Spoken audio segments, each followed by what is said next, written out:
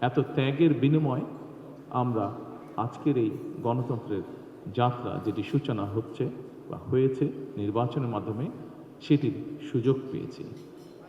এই ত্যাগের মাধ্যমে, এই আত্মত্যাগের মাধ্যমে হাজারো মানুষের অত্যাচার, লক্ষ মানুষের নির্যাতনের মাধ্যমে আমরা আমাদের বাক, ব্যক্তি স্বাধীনতা, গণতান্ত্রিক অধিকার চর্চার সুযোগ আমরা ফিরে পেয়েছি।